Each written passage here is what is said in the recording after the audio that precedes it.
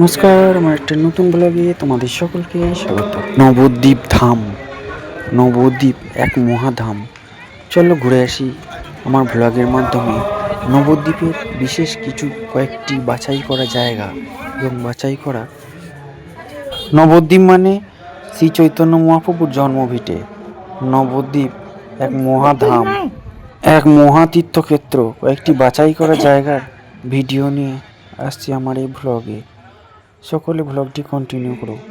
জল মন্দির থেকে আরম্ভ করে শ্রীকৃষ্ণের, শ্রী চৈতন্য মহাপ্রভুর জন্মভিটে, গুপ্ত বৃন্দাবন, সব কিছু নিয়ে আসবো একটার পর একটা ব্লগের মাধ্যমে। চলো, লেটস গো।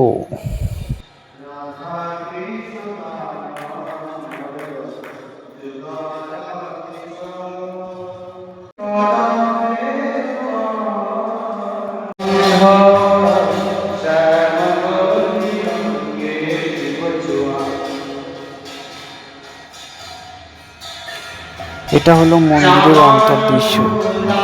চারিদিকটা অসম্ভব সুন্দর। আর এটা হলো মন্দিরের বাইরের দৃশ্য। সামান্য কিছু দোকানপাট, খাওয়া দাওয়ার অসম্ভব সুন্দর একটা পরিবেশ। চলো, এটা দেখতে দেখতে বেরিয়ে যাব অন্য একটা মন্দির দেখার জন্য। মাতল হরিজন কীর্তন রং।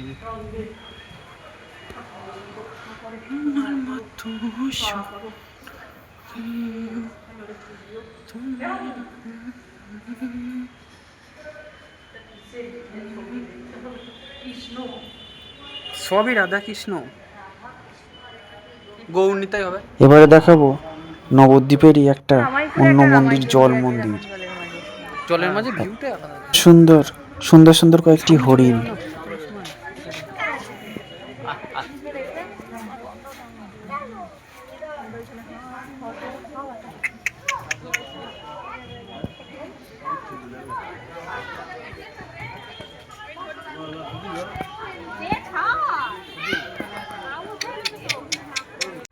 এটা হলো সেই জল মন্দিরের যাওয়ার পথটা। বেশ সুন্দর, রাতের ভিউটা অসম্ভব সুন্দর লাগছে। চলো এবার দেখাবো পোড়ামা, নবদ্বীপের বিখ্যাত পোড়ামা। পোড়ামা সকলের পরিচিত এবং সকলের মনে রাখার মতো এক মন্দির, যেখানে আছে মা ভবতারিণীর একটা মূর্তি। চলো, এটা হলো পোড়ামা তলা, যেখানে প্রচুর মেলা বসে থাকে, চারপাশটা দোকানপাটে পরিপূর্ণ। আর এটা হলো রাতের ভিউ।